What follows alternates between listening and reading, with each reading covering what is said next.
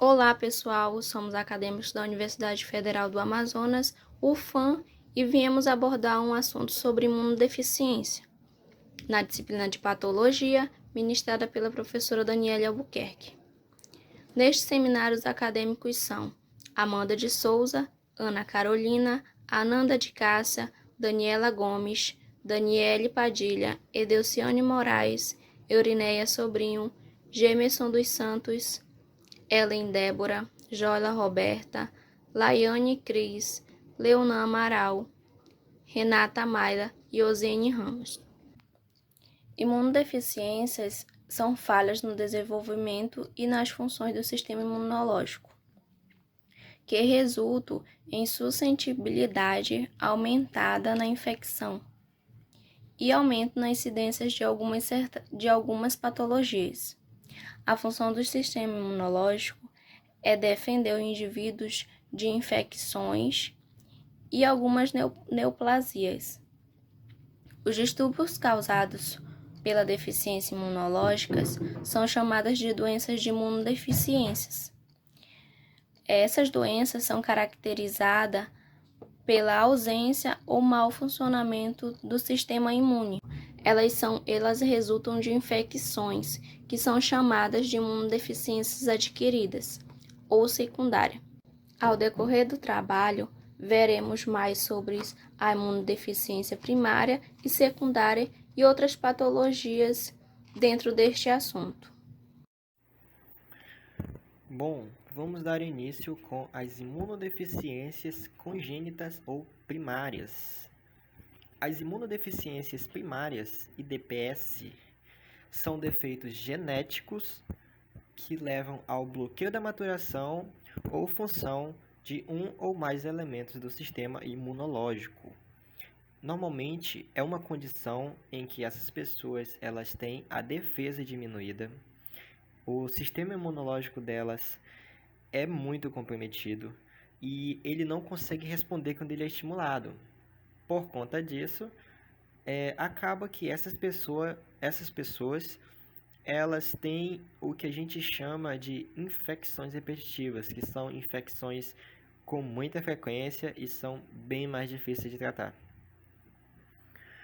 As imunodeficiências primárias, elas são hereditárias na maioria das vezes. E por conta dessa característica,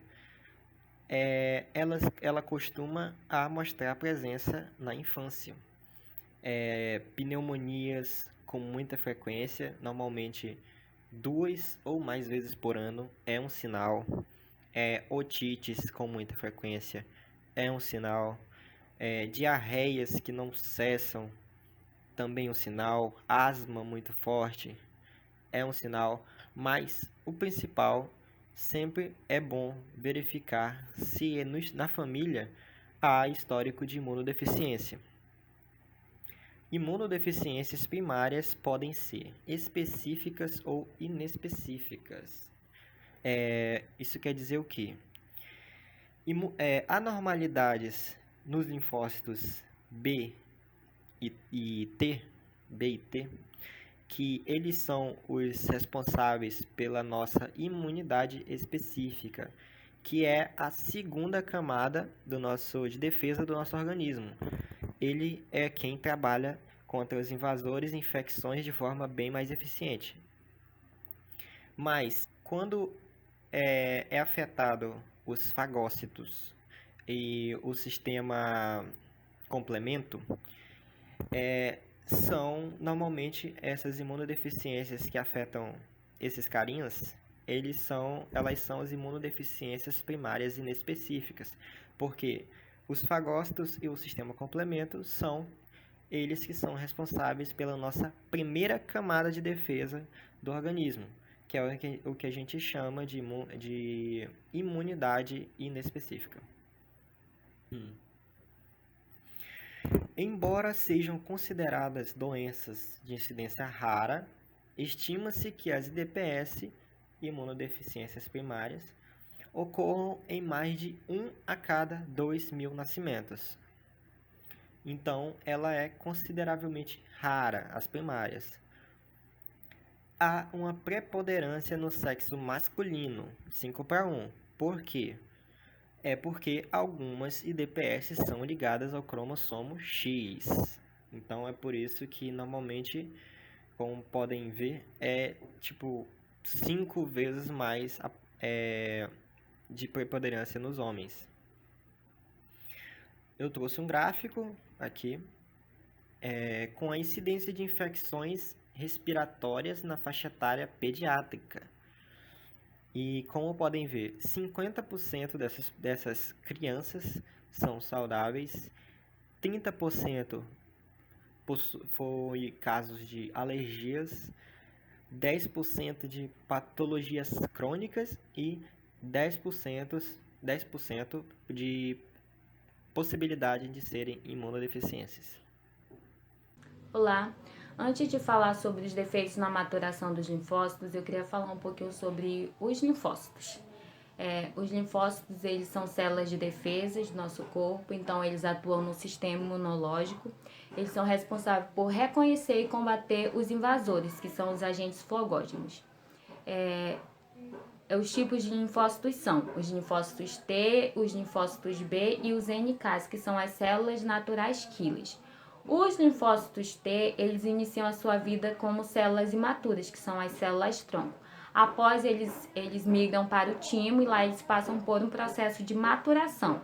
Depois que já são células maduras, eles saem do timo e vão para o sistema linfático atuar na defesa do corpo. Os linfócitos B, eles nascem e amadurecem na medula óssea. Então, erros, defeitos e anormalidades na maturação dos linfócitos, eles podem causar distúrbios graves, como a imunodeficiência congênita. E muitos casos de imunodeficiências congênitas, eles são resultado de anormalidades na maturação dos linfócitos B, dos linfócitos T ou dos dois. Então, os distúrbios que se manifestam como defeitos em ambos os braços de células T e B do sistema imunológico adaptativo são classificados como imunodeficiências graves combinadas, as ICID. Existem diversas anormalidades genéticas diferentes que podem causar a imunodeficiência grave combinada, e 50% dos casos são ligadas ao cromossomo X, que são as CID ligadas ao X. Então, elas são causadas por mutações na subunidade de sinalização de um receptor para citocina. Essa subunidade ela é chamada de cadeia Y comum, YC, que ela é um componente dos receptores para algumas citocinas, como IL-2, IL-4, IL-7 e algumas outras. Quando essa cadeia, a cadeia Y comum, ela não é funcional, ou seja, ela não funciona, linfócitos imaturos não podem proliferar em resposta à IL-7. A IL-7 ela é um tipo de ocitocina chamado de interleucina 7. Ela é responsável por estimular o crescimento e amadurecimento dos linfócitos. Então, uma vez que esse receptor está com defeito para citocina, então os linfócitos imaturos eles não conseguem proliferar e eles não conseguem amadurecer. Então, respostas deficientes para IL-7 resulta em reduzida sobrevivência e maturação dos precursores dos linfócitos, que são os proteus Pro-B, que são as células imaturas que ainda se transformarão em linfócitos T e linfócitos B. Nos seres humanos, esses defeitos eles afetam mais a maturação dos linfócitos T. Então, a diminuição de células T maduras, a imunidade celular deficiente e também imunidade humoral debilitada, que é causada mais pela ausência de células T auxiliares. Outra anormalidade genética que causa imunodeficiência grave combinada é a autossômica, que é a chamada ICID autossômica. Ela é causada por mutações em uma enzima chamada adenosina desaminase, que é a ADA, que está envolvida na quebra das purinas. Então, a deficiência de ADA leva ao acúmulo de metabólitos tóxicos de purina nas células que estão sintetizando ativamente o DNA. Então, a deficiência de ADA, que é a enzima que quebra as purinas, vai causar aumento dos metabólitos que essa purina produz. E esses metabólitos, eles são tóxicos. Então, os linfócitos que proliferam ativamente durante as suas maturações são lesados pelo acúmulo desses metabólitos tóxicos. E a ausência da ADA resulta, então, no bloqueio maior da maturação de células T em comparação das células B, ou seja, o bloqueio maior é na maturação das células T do que das células B. Também a imunidade humoral deficiente, que é consequência da perda da função das células T auxiliares.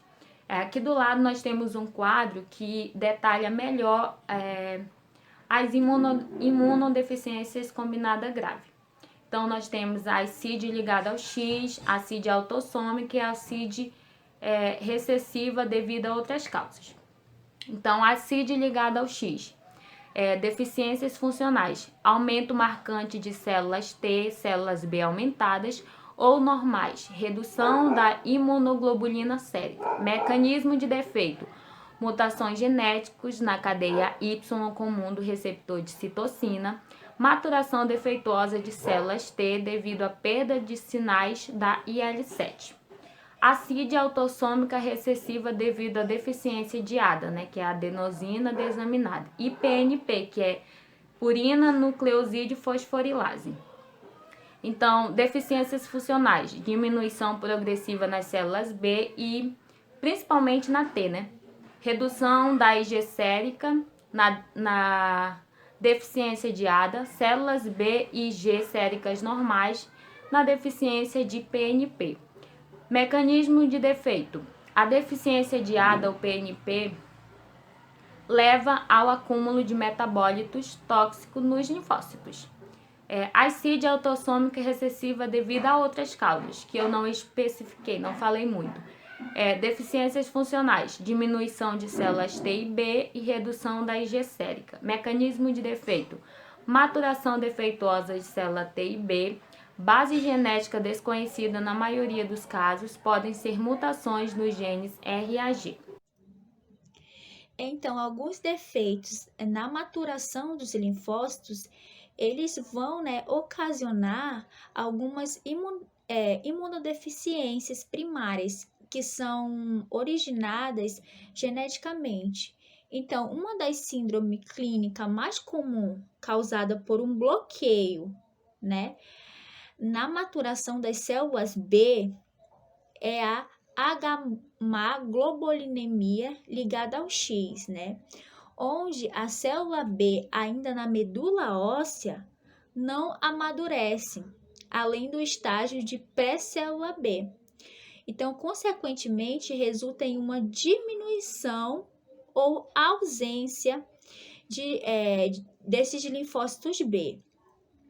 Então, essa doença ela é causada por uma mutação do gene, que é responsável por codificar a sinase, tirosina sinase da célula B, a BTK, Então, consequentemente, vai resultar, na falha da produção da função dessa enzima, O papel exato dessa enzima BTK relacionada à mutação das células B ainda não é conhecida, não se sabe, Então, o gene da BTK é localizado no cromossomo X, No cromossomo X. Então, não acontece maturação,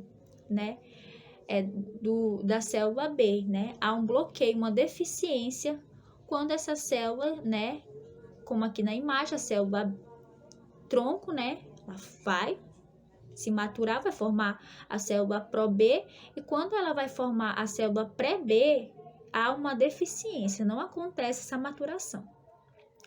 Também tem a síndrome, de Digeorge. Já essa síndrome, ela é caracterizada pela falha da maturação das células T, Então, acontece um desenvolvimento incompleto do timo e glândulas paratireoides. Então, as células B e T, elas são formadas na medula óssea, Só que a célula T, acontece a maturação dela no timo.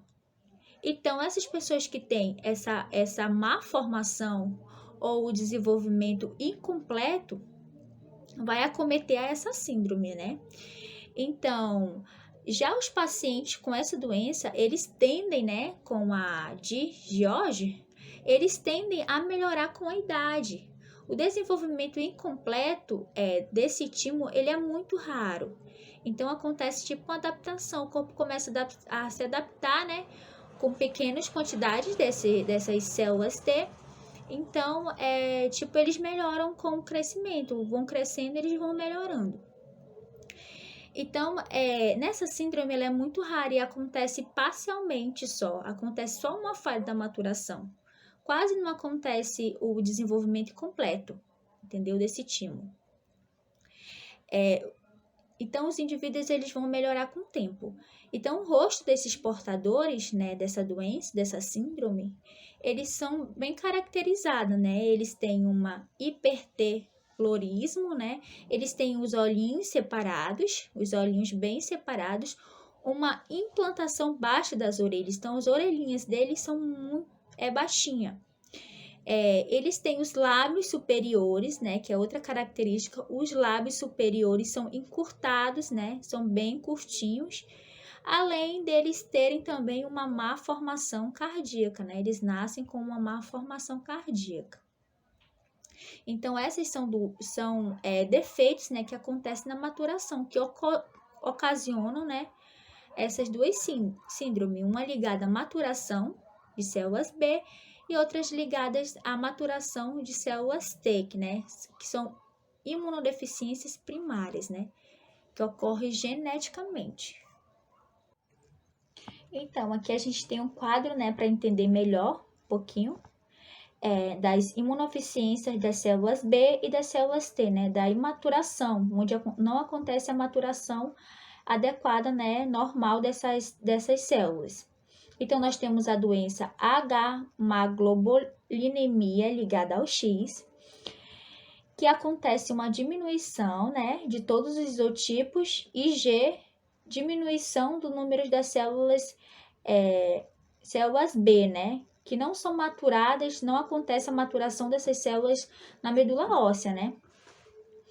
Então, também, no mecanismo de defeito, nós temos o bloqueio, né, da maturação, além das células pré-B, por causa da mutação da tirosina sinase da célula B, né? Então, essa tirosina sinase, ela é localizada no cromossomo X, né? Então, essa mutação ocorre no cromossomo X. Então, mulheres que têm alelo mutante desse gene, em um dos seus cromossomos X, elas são portadoras da doença. E os filhos homem que herdam o cromossomo X anormal, eles vão ser afetados também.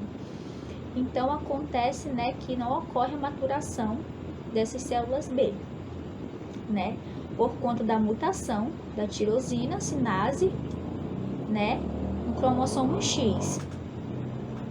Então, também temos a doença que é uma imunodeficiência ligada a células T, que é a síndrome de George, né? Que acontece que as células T, elas são diminuídas, as células B, elas são normais, a IG sérica é normal também, ou pode ser diminuída. Então, acontece no mecanismo de defesa um desenvolvimento anormal dos 3 e 4, do terceiro ao quarto arco braquiais, levando à hipoplasia típica, que é a malformação, né, no timo, né, que causa essa síndrome nas crianças afetadas, né? Oi, me chamo Gela Roberta, então eu vou dar continuidade ao assunto, né, sobre defeitos, né, e funções dos linfócitos. Sabemos que quando ocorre esse defeito na função dos linfócitos, né, e na ativação deles, vão ocasionar algumas doenças, algumas síndromes, né, que são essas síndromes que estão de lado, a síndrome do IMG ligada ao X, né, deficiência do MHC da classe 2, que é o complexo né, de histocompatibilidade maior, né? E algumas imunodeficiências são causadas por defeitos na ativação, né, e na função dos linfócitos, apesar da normalidade do processo de maturação. Os linfócitos eles são produzidos, mas eles não são capazes de exercer as suas funções efetoras, suas funções normais.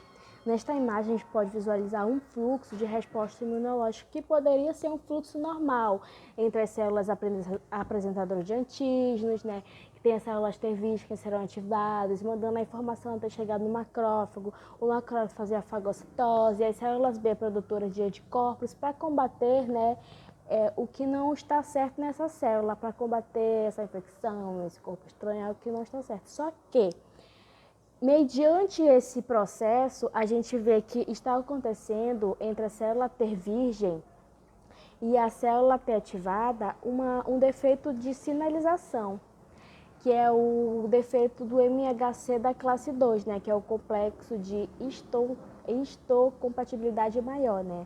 Essa deficiência de expressão do MHC da classe 2 vai fazer com que não consiga produzir MHC de classe 2 e, com isso, não será possível apresentar antígenos para os linfócitos T DC4, ou seja, devido à expressão defeituosa das proteínas de MHC de classe 2, vai resultar em um amadurecimento e ativação defeituosa das células T de CD4, né? Que vai ocasionar nessa deficiência, né? Nessa síndrome. E também temos as mutações do ligante CD40, né? Que é entre as células auxiliares e os macrófagos. Nisso vai acontecer o quê? Uma mutação do ligante CD40 que ocasionará nessa síndrome de IP e IgM ligado ao X, né? Que é a imoglobulina. Esse defeito na expressão da molécula CD40 ligante no linfócito T, né? Não vai fazer que ocorra a mudança dos anticorpos.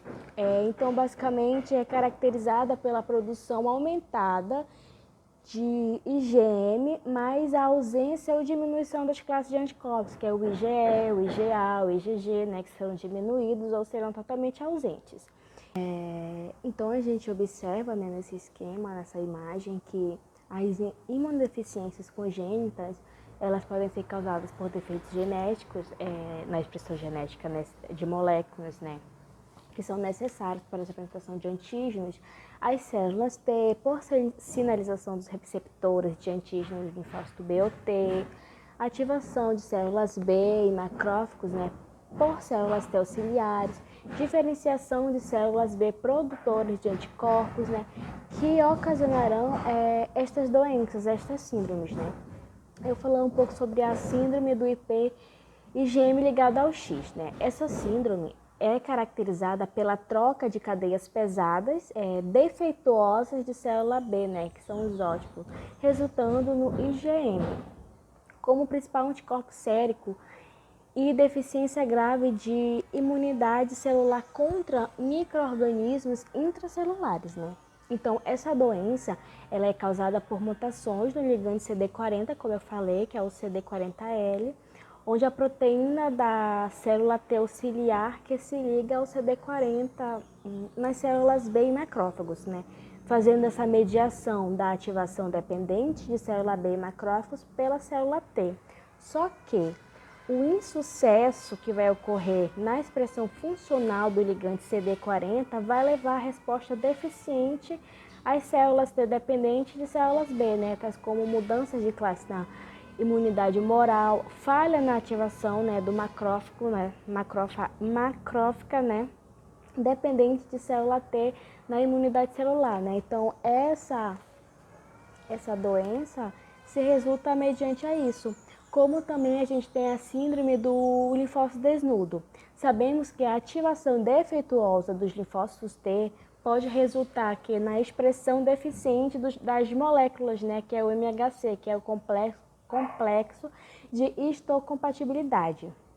Esta síndrome ela é causada pela falha na expressão das moléculas do MHC de classe 2, como resultado de mutações nos fatores de transcrição que normalmente induzem expressão do MHC de classe 2. Lembrando que essas moléculas do MHC de classe 2, né, elas exibem antígenos peptídeos, né, para o reconhecimento das células TCD4. E que esse reconhecimento será fundamental para o amadurecimento e ativação da célula T. Só que a doença ela é manifestada pela redução profunda de células TCD4 por causa da falha no amadurecimento dessas células no timo e deficiência da ativação nos órgãos linfóticos periféricos, né? E também foram descritos pacientes ocasionais nos quais essa imunodeficiência é causada por mutações nas moléculas transdutoras de sinais T, né? Que é citosina e vários receptores. Então, essa deficiência, né, na ativação, na função, causa essas doenças, essas síndromes. Também temos a imunodeficiência como variável, né, que é um grupo heterogêneo de doenças que vão compreender a forma mais comum da imunodeficiência primária. Estas doenças elas vão ser caracterizadas pela resposta diminuída de anticorpos às infecções e níveis sérios reduzidos do IgG, IgA e com frequência de IgM, né? E as causas fundamentais dessa doença, como variável, são pouco conhecidas, mas incluem defeitos na maturação e ativação, né, de células B, assim como defeitos nas funções das células T auxiliares, né? Nesse esquema, imunodeficiências congênitas elas são associadas a defeito na ativação linfocitária e funções efetoras, né? Nesta imagem a gente consegue visualizar só as doenças que eu falei, mas nos quadris, né? Que tem a síndrome do IPIgM ligada ao X, né? Deficiência funcional, defeitos na ativação de macrófagos e células B dependentes de células T, né? E os mecanismos de defesa e mutações do ligando CD40. Os defeitos seletivos, né, de isótipo de imunoglobulina, né, que as defensas funcionais são a redução ou ausência de produção dos isotipos, né, ou subtipos, né, de imunoglobulinas seletivas, suscetibilidade a infecções bacterianas ou ausência de problemas clínicos, né, e seus mecanismos de defeito é desconhecido e pode ser defeito na diferenciação de células B ou célula T auxiliar. Temos a expressão defeituosa do MHC de classe 2, né, que é a síndrome do linfócito desnudo, que a sua deficiência funcional é a perda de expressão do MHC de classe 2 e ativação de células TCD+, né, prejudicadas, imunidade defeituosa celular e imunidade humoral dependente de célula T, né. Esse é o mecanismo de defeito mutação em genes que codificam fatores, né, de transcrição necessária para a expressão do gene do MHC de classe 2 e temos o defeito de sinalização à expressão do complexo receptor de células T, né, que são os defeitos funcionais e a diminuição de células T ou taxas anormais de subsistemas, né, do CD4 e CD8, né, diminuição de imunidade celular. E seus mecanismos de defeito são casos raros devido à mutação ou deleção, né, na modificação genética das proteínas CD3 ZAP70. Imunidade inata ocorre por anormalidades em dois componentes da imunidade inata, que são os fagócitos e o sistema do complemento. Estes são causas importantes de imunodeficiências. Um exemplo de anormalidade nos fagócitos resulta na doença granulomatosa crônica, que é causada por uma mutação na enzima fagócito oxidase, que ela é responsável por catalisar a produção de intermediários microbicidas reativos a oxigênio nos lisossomas. Isso faz com que a função dos neutrófilos e dos macrófagos sejam comprometidas, porque eles são responsáveis por fagocitar esses micro-organismos e devido à mutação nessa enzima, a função deles já é incapaz de exterminar esses micro-organismos. Isso faz com que o sistema imunológico reaja de forma para compensar essa deficiência, ele vai convocar um número maior de macrófagos e ativando células T, que elas vão estimular o recrutamento e a ativação de mais macrófagos. Então, grupos de fagócitos, eles vão se acumular ao redor de processos infecciosos por micro-organismos intracelulares. Mas os micro-organismos, eles não podem ser destruídos de forma eficaz. E esses grupos, eles se assemelham a granulomas. E por isso, o nome da doença é granulomatosa crônica. Nas imagens abaixo, observamos 2 neutrófilos arrodeados por glóbulos vermelhos. Lembrando que por causa dessa doença, da granulomatosa crônica, as funções normais dos neutrófilos são comprometidas. E um exemplo de doença granulomatosa crônica não infecciosa é a sarcoidose. Ela é uma doença inflamatória sistêmica em que granulomas epitelioides não caseosos são encontrados nos órgãos acometidos. E nas imagens observamos manifestações desta doença cutâneas. Na primeira imagem, observamos a placa eritemato acastanhada, né? A lesão, ela está escamativa na região lombosacra e ela está associada à sarcoidose pulmonar. Na outra imagem, observamos quase a mesma descrição que foi dito na primeira imagem, só que a região ela está ulcerada. Anteriormente foi citado que os defeitos na imunidade inata ocorrem devido a anormalidades em 2 componentes, e eu já citei sobre os fagócitos. Agora eu vou falar sobre as anormalidades no sistema do complemento, utilizando como exemplo a deficiência no complemento C3, que resulta em infecções graves, em geral fatal. Isso devido que a maioria das doenças se apresentam secundárias, é raro uma doença ser primária. E como exemplo, eu vou falar sobre a glomerulopatia C3, que também ela pode ser chamada de glomerulonefrite membranoproliferativa. E ela é uma patologia causada por anormalidades adquiridas ou hereditárias do sistema complemento, que alteram os fatores ativadores ou reguladores do complemento. Ela é uma doença que se apresenta com hematúria e proteinúria. Isso quer dizer que é uma doença nos glomérulos. Quando a hematúria é associada ao quadro renal, há evidências de glomerulonefrite. A associação de síndrome nefrótica mais glomerulonefrite se dá o nome de síndrome nefrítica nefrótica. Então, ela desencadeia aí a síndrome nefrótica.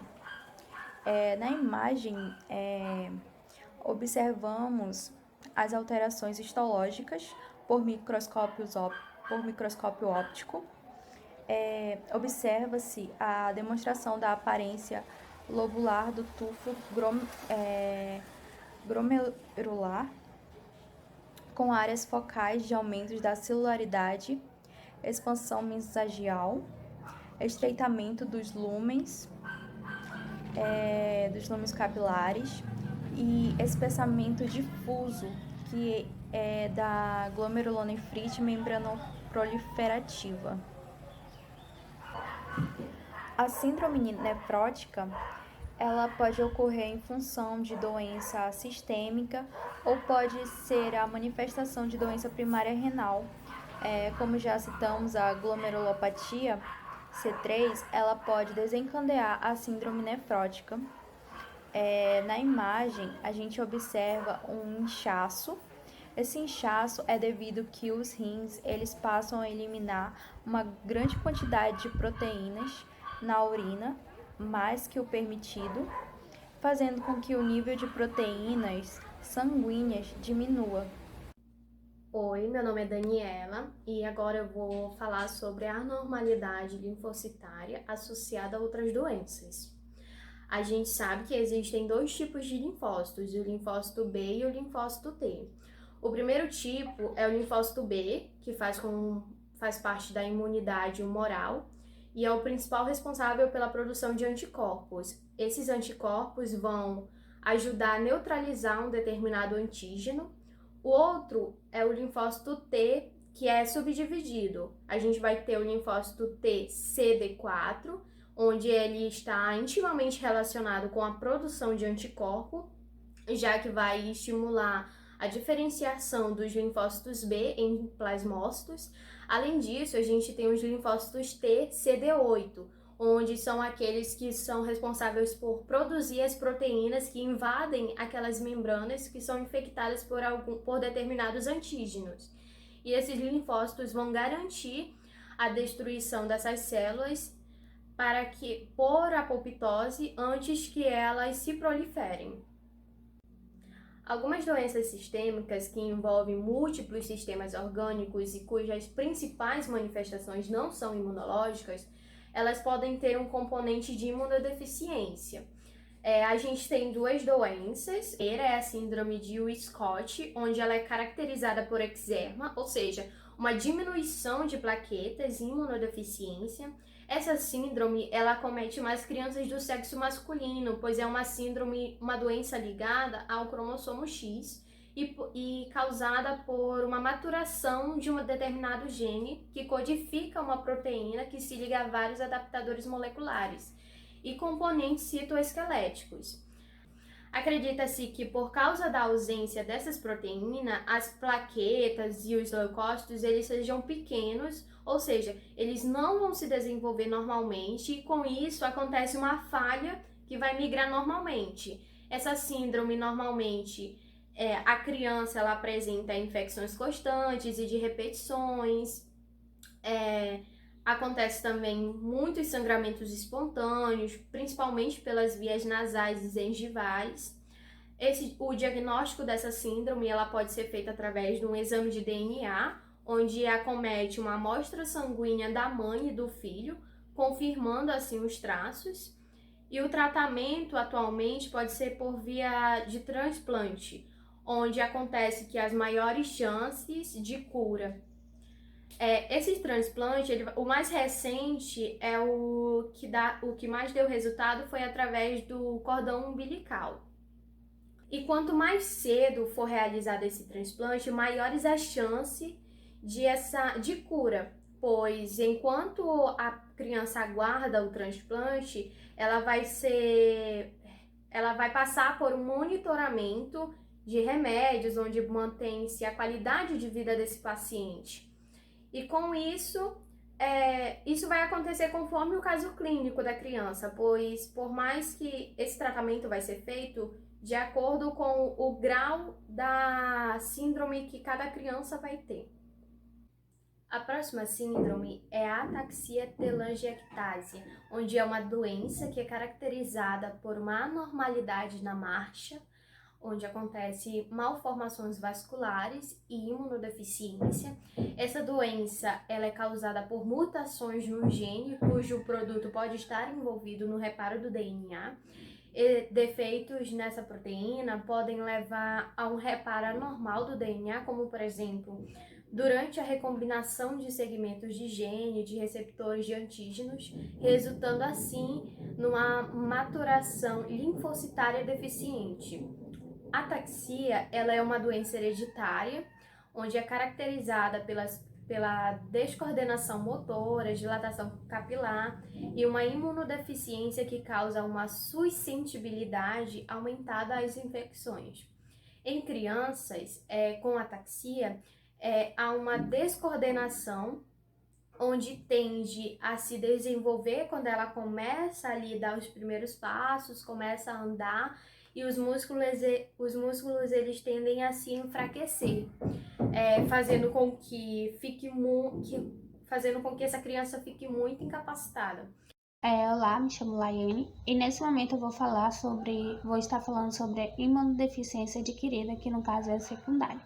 Bom, o que é a imunodeficiência adquirida? Elas são deficiências no sistema imunológico com frequências causadas por anormalidades, ou seja, que não são genéticas e são causadas pelos fatores ambientais e externos.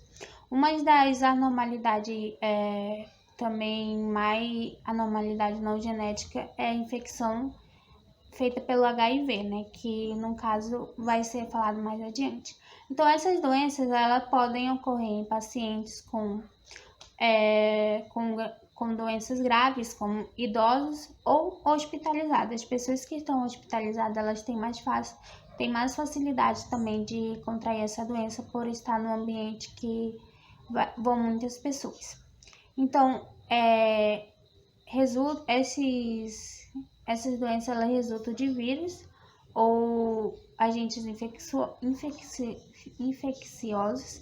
E elas sinalizam também o desenvolvimento de certas doenças, como lúpus, que é uma doença autoimune, e artrite, ou artrite reumatoide, né?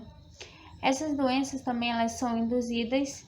Elas podem ser causadas por tratamento, como o câncer, que nós podemos ver que o câncer, eles são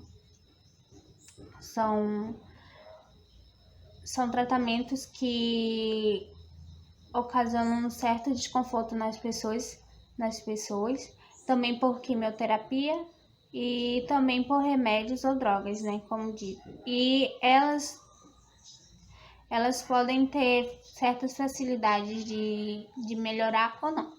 Como dito, né, essa imunodeficiência adquirida ela é causada por doenças não genéticas, ou seja, dos fatores ambientais externos. O exemplo é o exemplo de HIV, que é um agente infeccioso que pode causar a AIDS. Ela pode ser transmitida através de um ato sexual. A desnutrição proteico-calórica, que no caso seria ela resulta de deficiências dos componentes do sistema imunológico, ou seja, essa desnutrição proteico-calórica ela pode estar relacionada a várias coisas, como os fatores sociais, culturais, renda familiar. Então, as pessoas que têm essa desnutrição proteico-calórica, ou também pode até ser chamada de desnutrição proteico-calórica energética, elas podem ser associadas ao país também que elas vivem, se é um país subdesenvolvido ou não. Um exemplo disso que nós temos muito, que o pessoal fala, é o interior da África, né? Que tem muitos países lá que tem essa economia menor, então eles têm uma desnutrição mais rápida. Lesão de células proliferativas, que essa lesão é o exemplo do tratamento de câncer, que no caso há pessoas que fazem quimioterapia, radioterapia ou até mesmo por medicamentos, elas podem ter uma redução de células e que podem ocasionar em uma imunodeficiência adquirida. As outras prevenções, que no caso seria prevenção de rejeição de enxertos. O que são enxertos? São hastes que são colocadas quando há algum transplante de algum órgão do nosso sistema, como rim ou fígado. E eles são necessários para isso, né? E a prevenção de rejeição essa prevenção de enxerto, ela foi criada para suprir as respostas imunológicas, né? Portanto, às vezes há a ocorrência de uma imunodeficiência que ocorre às vezes frequentemente ou às vezes não. E esses enxertos eles são usados para isso. Então, durante a prevenção de rejeição de enxerto, vai ocorrer 3 tipos de rejeição, que é a rejeição hiperaguda, que ocorre em 48 horas após o transplante, no caso são 2 dias, causada por anticorpos pré-existentes, ou seja, quando eles foram colocar, eles não fizeram a higienização direito, no caso, e então ocorreu essa incidência. Ela se caracteriza por trombose em pequenos vasos e infarto do enxerto. Há também a rejeição aguda, que no caso já é uma destruição do enxerto que não vai servir após o transplante. Ela ocorre em cerca de 5 dias e é causada por reação de hipersensibilidade. É causada pela essa reação de hipersensibilidade tardia e pelas células do linfócitos T, ou seja, essas células não reconhecem ou vendo então a destruição, que é chamada de anti-enxerto. E se caracteriza esse enxerto agudo se caracteriza por infiltrados de mononucleares com vários graus de sangramento, como edema e necrose do próprio tecido ali. E também a rejeição crônica, que é a disfunção do enxerto, ou seja, ele não vai funcionar como devia. E essa disfunção crônica ela ocorre meses ou anos, ou até às vezes em semanas depois do transplante. Ela tem múltiplas causas, como rejeição precoce ou tardia, né? E é mediada por anticorpos, e ela pode ser causada por isquemia, que nós já sabemos que é a falta de suprimento sanguíneo de oxigênio, e lesão de reperfusão, toxicidade farmacológica, que no caso são remédios ingeridos em alta quantidade, e infecção vasculares. Esses são os 3 tipos. E no próximo slide nós podemos ver que algumas figuras, no caso são dos tratamentos que foram falados, do HIV, que ali nós vemos células de hemoglobina sendo atacadas pelo vírus infeccioso do HIV. E do lado dessa imagem há algumas manchas na pele da pessoa, que é algum dos sinais que esse vírus causa. A rejeição de enxertos ali, que só foi possível encontrar da rejeição crônica e aguda, que nós podemos ver ali. O tratamento de câncer, que são os 3 tipos de tratamentos: radioterapia, quimioterapia e por medicamentos que são chamados de drogas também, que podem ser causados. E a destruição proteico-calórica, como dito, que dependendo da renda familiar, do país onde vive, do cultural, socioeconômico, pode ocasionar imunodeficiências adquiridas por meio dos fatores ambientais externos. Olá, meu nome é Ananda, vou falar um pouquinho sobre a AIDS. Bom, a síndrome da imunodeficiência adquirida é uma condição no qual o paciente passa por inúmeras infecções. Essas infecções acabam ocasionando a destruição das células do sistema imunológico. Vale atentar que, no início, este indivíduo, no caso, demora anos para poder ter os primeiros sintomas. A AIDS, propriamente dita, ela é um estágio final da contaminação por HIV. Então, muitas vezes esse paciente ele não sabe o que está acontecendo com ele, e assim ele vai repassando esse vírus para outros indivíduos.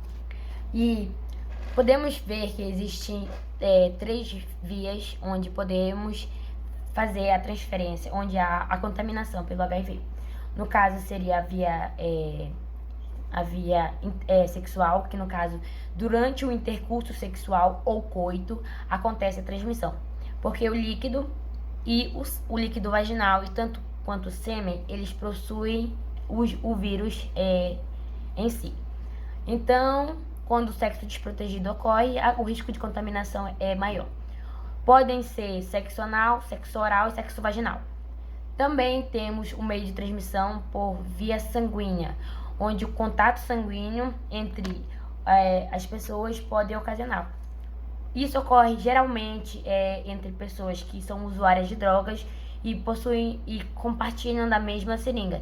Também pode ser em um centro médico, onde pode ocorrer um acidente e o profissional da saúde entrar em contato com o sangue do paciente.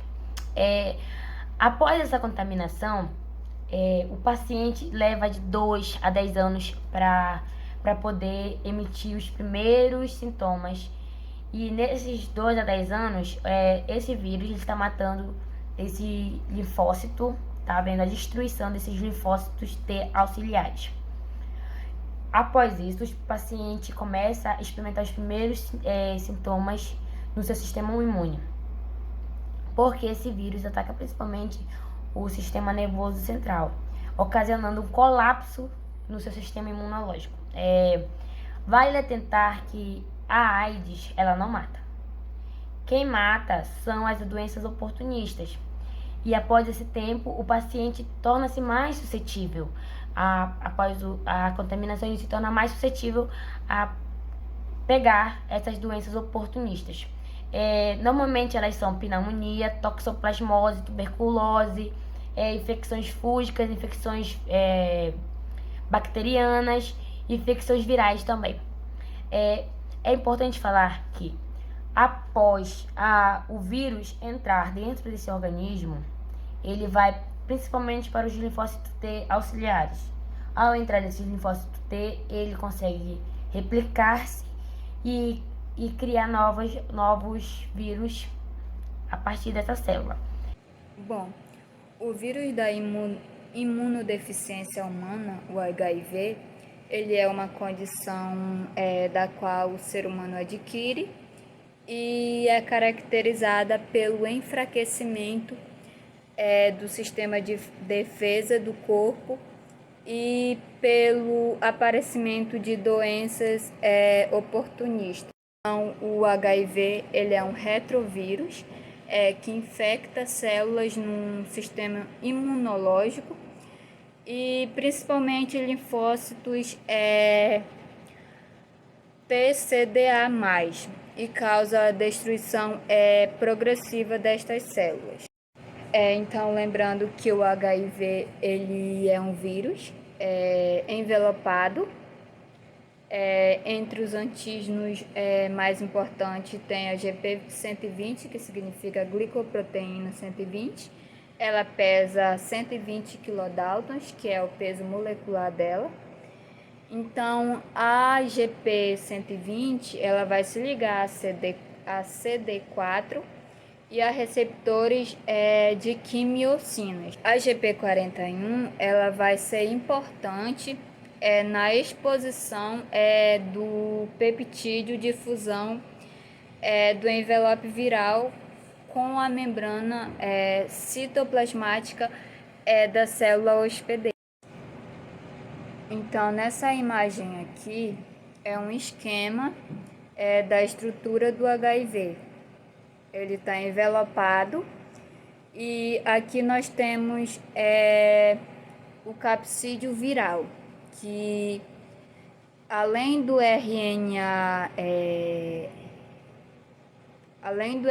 vírus, se tem a transcriptase reversa, uma enzima importante para transformar o RNA do vírus em DNA proviral, então passar o RNA para DNA. Depois a gente tem outra enzima importante aqui, que é a integrase, que se chama integrase, que vai ser importante para integrar esse DNA proviral e recém-construído do DNA da célula hospedeira. E agora utilizado a maquinaria da célula hospedeira para produzir as proteínas, os vírus e formar novas partículas virais. Nós temos aqui o ciclo de vida do HIV, que consiste nos seguintes passos sequenciais: infecção das células, produção de DNA viral e sua integração no interior do genoma do hospedeiro, e expressão dos genes virais e produção de partículas. Então, aqui no vírus HIV nós temos a partícula do vírus, Aqui na segunda bolinha nós temos a GP120, que vai se ligar com a CD4 ou ao receptor de quimiocina. E a GP41, ela vai fazer a fusão entre o capsídeo e a membrana citoplasmática da célula infectada, que no caso aqui é a CD4. Agora, seguindo a imagem, o RNA do vírus, a transcriptase reversa vai transformar o RNA vírus do vírus em DNA proviral. E esse DNA proviral, com a ajuda da integrase, ela vai se integrar ao DNA da célula hospedeira.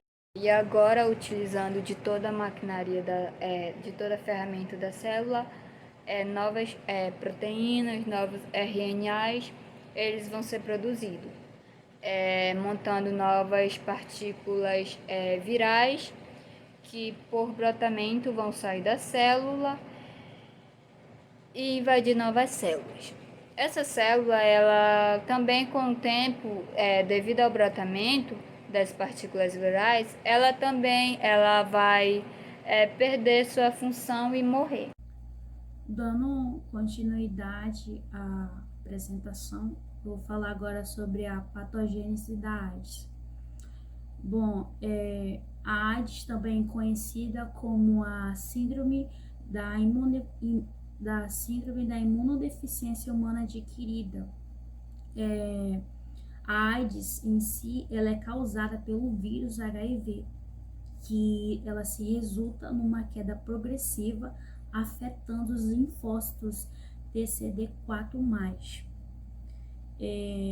A AIDS em si, ela é afetada pelo HIV, pelo vírus HIV.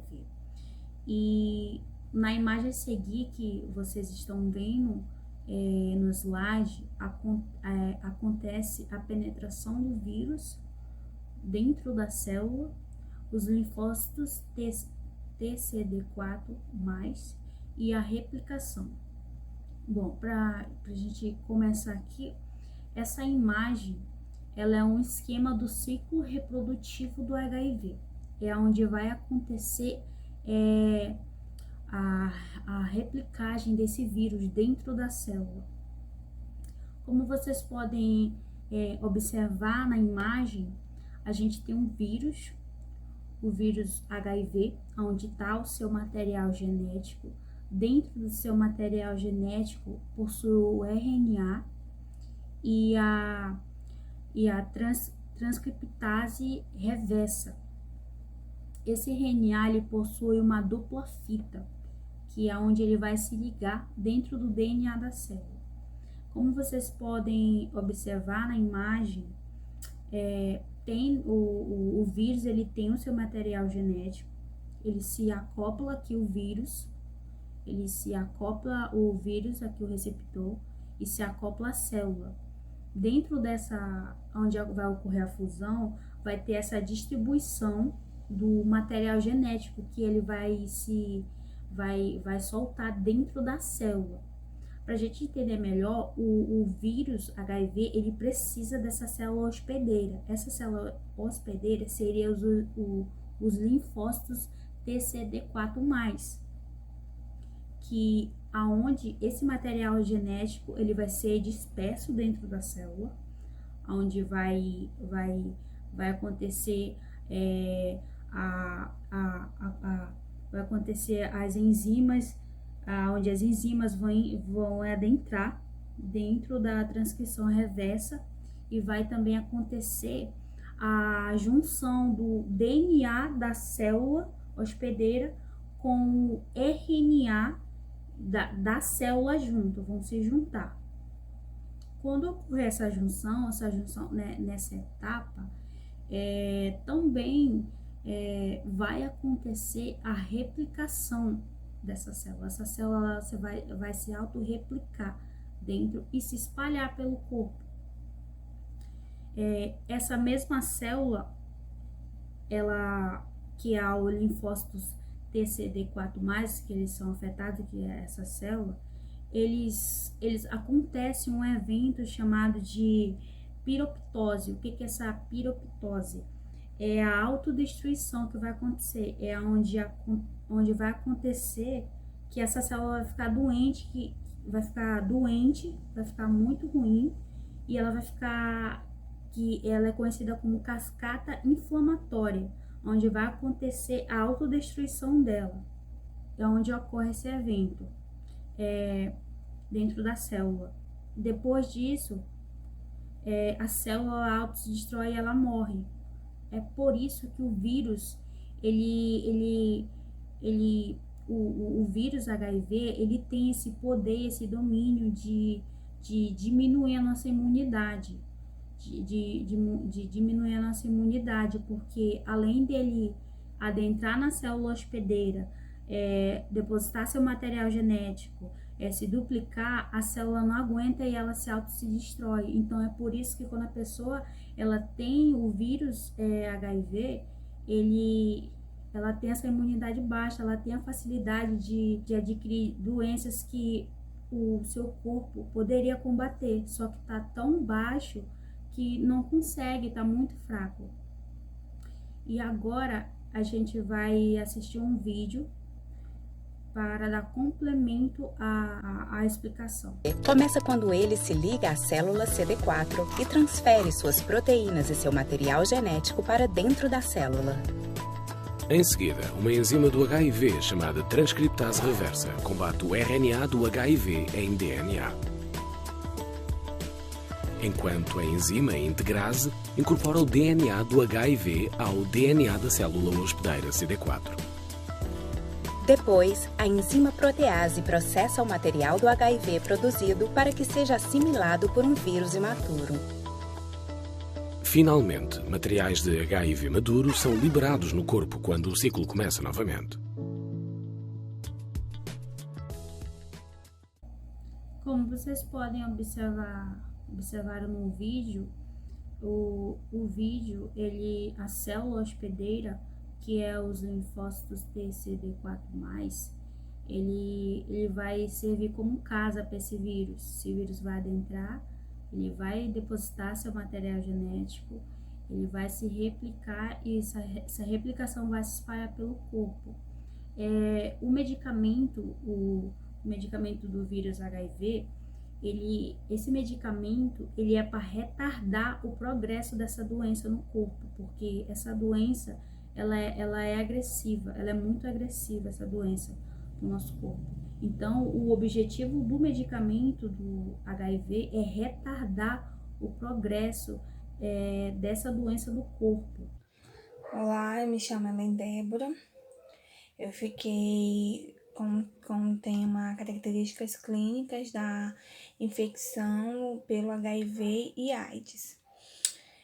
A infecção pelo HIV é caracterizada por diversas fases, culminando na imunodeficiência. Logo que é infectado, o paciente ele pode apresentar uma doença leve e aguda, com febres e com mal-estar. Essa doença, ela regride em poucos dias. No caso, depois de 9 semanas que a pessoa é infectada, ela entra num período de latência clínica, que é o segundo estágio da infecção pelo HIV. Durante esse período de latência, geralmente há uma perda progressiva de células T, CD4+, nos tecidos linfóides e também uma destruição da arquitetura destes tecidos. As células de defesa do nosso corpo, elas diminuem lentamente nessa fase. A pessoa com HIV, ela pode ficar sem sintomas por vários anos. Então, a contagem sanguínea de células T, CD4+, começa a declinar. E com isso, quando a contagem cai abaixo de 200 milímetros, os pacientes tornam-se suscetíveis a infecções e, por isso, considera-se que sofrem de AIDS. Mas vale ressaltar também que o normal é que é cerca de 1.500 células por milímetros, né? Aqui no slide temos um outro tópico. Diz assim, as manifestações clínicas e patológicas da AIDS na fase inicial são, sobretudo, o resultado da sustentabilidade aumentada e algumas neoplasias como uma consequência da imunodeficiência.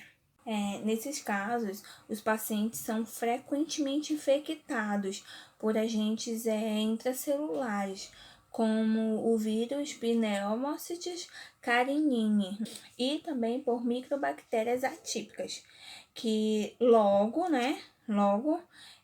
são combatidas pela imunidade mediada por células T.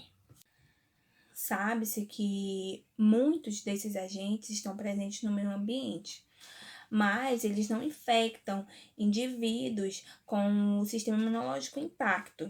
Essas infecções são vistas em indivíduos imunodeficientes, né? Com isso, a infecção são infecções conhecidas como oportunistas. Muitas dessas infecções oportunistas são causadas por um vírus, como o citomegalovírus. Os pacientes com AIDS apresentam respostas deficientes dos linfócitos T, citolíticos ao vírus. Mesmo que o HIV não infecte as células T, CD8+, acredita-se que as respostas deficientes do CTL ocorram porque as células T auxiliares, CD4+, que são os principais alvos do HIV, né, sejam necessárias para uma resposta completa do ICTL, CD8+, contra muitos agentes virais. Desculpa o barulho agora, que eu liguei o ar-condicionado, tá muito quente, aí vai ficar um barulho assim. Mas, porém, vamos dar continuidade. Os pacientes com AIDS no estágio avançado, eles sofrem com uma síndrome consumptiva, que no caso é a perda significativa de massa corporal devido ao metabolismo alterado e também a ingestão calórica ainda reduzida. Alguns pacientes ainda desenvolvem demência, que se supõe ser causada pela infecção dos macrófagos no cérebro, né? E vamos para o terceiro tópico da nossa apresentação, que diz assim, a resposta imunológica ao HIV é ineficaz no controle da disseminação do vírus e seus efeitos patológicos. Os indivíduos infectados produzem anticorpos e CTLs contra antígenos virais, e as respostas ajudam a limitar a síndrome aguda inicial. Porém, essas respostas imunológicas, em muitos casos, elas não evitam a progressão crônica da doença. As respostas imunológicas ao HIV podem promover a disseminação da doença de forma absurda.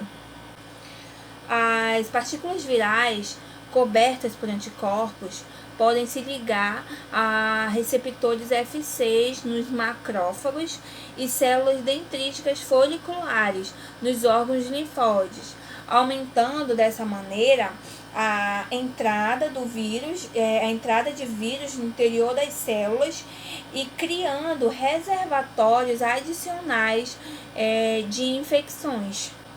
Caso os CTL sejam capazes de destruir as células infectadas, isso pode resultar numa liberação de partículas virais e infecção de mais células. obviamente, né, infectando e interferindo com a função das células imunológicas. E para finalizar, sabemos que o vírus ele é capaz de evitar a sua própria erradicação. Olá, agora irei abordar um tema: tratamentos e estratégias de vacinação. Primeiramente, irei começar com uma pergunta: quem devemos tratar em relação a isso, né? Todos que possuem o vírus do HIV circulando no sangue. Então, mesmo que a taxa seja menor nessas pessoas de carga viral, mesmo assim ela tem que ser tratada com alguns medicamentos e estratégia para alcançarem um êxito bem favorável para esse paciente e esse indivíduo. 2. Aqui uma segunda pergunta que nós temos também aqui: quando deve se iniciar o tratamento do HIV? O mais rápido possível, o mais cedo possível, podemos dizer assim também. Por quê? Mesmo que esse paciente ou essa pessoa tenha pouca carga viral, mas ela mesmo assim ainda vai estar sujeita a adquirir um avanço do HIV. O que seria o avanço? A AIDS em si, que é uma programação de um avanço do vírus. A AIDS já é, vamos dizer, um avanço, uma evolução do vírus. Então, essa evolução ela vai ocorrer de uma maneira quando a doença ela se torna oportunista. Quando essa doença torna oportunista é quando o sistema imunológico está baixo e essas doenças acabam se proliferando devido a essa imunidade baixa. Como a tuberculose é um exemplo da imunidade baixa também, devido a esse vírus estar circulando no sangue e deixar essa insuficiência imunológica baixa das células de defesa do nosso corpo. Temos a terceira questão que fala o seguinte: complicações causadas diretamente pelo HIV, mesmo com imunidade normal. Quais são as complicações que causa? Mesmo que o paciente tenha uma imunidade normal, mesmo que a imunidade esteja normal, não esteja apresentando mais insuficiência, mas mesmo assim, lembrando que ainda tem a carga viral no sangue. Podemos ter ali a neoplasia associada ao HIV, uma lesão renal. Podemos ter edema, um inchaço das pernas, principalmente na parte inferior do corpo, ou de forma sistêmica também. Temos ali a C aqui, alterações no colesterol, levando a vários problemas circulatórios no sangue, principalmente na parte inferior da perna, que pode causar ali a trombose, outras doenças que podem estar relacionadas ali a esse entupimento do colesterol alto dentro dos vasos sanguíneos. Podemos ter perda de massa muscular. Pessoas que têm um HIV, principalmente quando ela já está num estado muito avançado, que já é a AIDS em si, elas vão ter essa perda de massa muscular. A osteopenia, que é o enfraquecimento dos ossos também, que vai ocasionar, porque a imunodeficiência, ela ajuda também no sistema imunológico em todos os sentidos. Então, ela ajudaria de várias maneiras. Então, a doença em si, ela vai ali estar desgastando várias partes do corpo. Ela vai atuar ali na perda da fraqueza óssea, vai atuar na perda muscular e vários outros sentidos também. Agora teria um vídeo aqui que vai explicar um pouco mais como ocorre o tratamento e como é feito a inibição da ação do vírus dentro do vaso sanguíneo. Não há cura para o HIV, mas medicamentos antirretrovirais ou ARVs reduzem a reprodução do HIV, interrompendo o seu ciclo de vida. Os inibidores de protease evitam que o material do HIV penetre nas células CD4. Enquanto os inibidores de transcriptase reversa impedem que as enzimas de transcriptase reversa transformem o RNA do HIV em DNA do HIV. Depois, os inibidores da integrase impedem a enzima integrase do HIV de integrar o DNA do HIV ao DNA da célula CD4. Ao mesmo tempo, os inibidores de protease impedem que as enzimas de protease possibilitem a produção de novo material de HIV. Aprendendo mais sobre o HIV e os antirretrovirais, você estará mais preparado para aderir ao tratamento contra o HIV e para proteger os demais de serem infectados. Como vocês poderem ver, foi visto aqui no vídeo um pouco acima como ocorre a inibição. Temos ali os 4 processos que ocorrem. Primeiramente aqui, como é feito? Feito com alguns medicamentos intratrovirais, que são os ARV. São os medicamentos que até agora no momento, na atualidade, ainda são utilizados. E tem algumas suposições de alguns tipos de tratamento, mas ainda está ainda em teste, não tem uma comprovação científica ainda firmada. Até no momento que nós temos relação a tratamento só é antirretrovirais. os ARV. Nós temos aqui, eu vou apresentar agora 3 tipos de famílias que são divididos, e as 3 principais que são utilizados no tratamento no Brasil são os inibidores de transcriptase reversa nucleosídeo, que são os ITRN, temos os inibidores de protease, os IPs, e temos os inibidores de integrase II. Esses são as famílias que são utilizadas no tratamento em si. Como no vídeo foi explicado, os inibidores de transcriptase reversas vão atuar quando o vírus consegue penetrar a célula, e ele tenta ali manipular, colocar a sua fita de RNA, só que quando vem a parte do protease reversa da célula pegar essa RNA e transformar em DNA, vai ocorrer uma inibição e não deixar que isso ocorra. E temos os IPs que eles vão atuar desde o início, quando a célula viral do HIV tenta se aderir à célula, eles vão inibir essa adesão. Se mesmo que ocorra ali, ele consiga ultrapassar e aderir, vai entrar o processo da transcrição reversa, que é pelos inibidores de transcriptase reversa. Mesmo que eu consiga passar tanto pela parte inicial, pelos inibidores de protease, vamos também ter lá numa terceira etapa os inibidores de integrase, que não vão deixar, mesmo que ele consiga se interligar, mas não vão deixar que ocorra a enzima integrase, não vai deixar que a enzima do viral faça uma nova DNA do vírus, que não se multiplique dentro da célula. Vai ter vários inibidores nesse processo, que são esses 3 principais nessa categoria que está sendo mostrado aqui. Temos aqui um esquema utilizado no Brasil. Desde janeiro de 2017, o esquema de primeira linha para o TRA, o HIV-1, no Brasil tem o Ternovir, a limivudina, mais a tologtegravir, que são os 3 medicamentos que estão dentro daquelas famílias que eu fui citado lá em cima, que eles vão estar intervindo nessa inibição do vírus.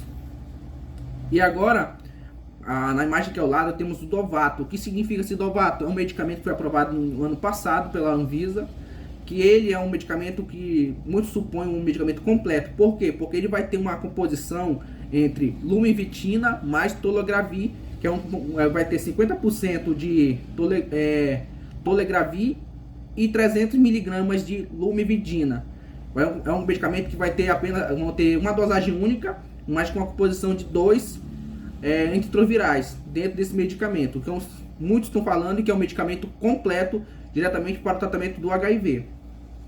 E agora vamos falar o seguinte, abordar um tema que fala o seguinte: o que causa as falhas dessa forma terapêutica, desse esquema terapêutico?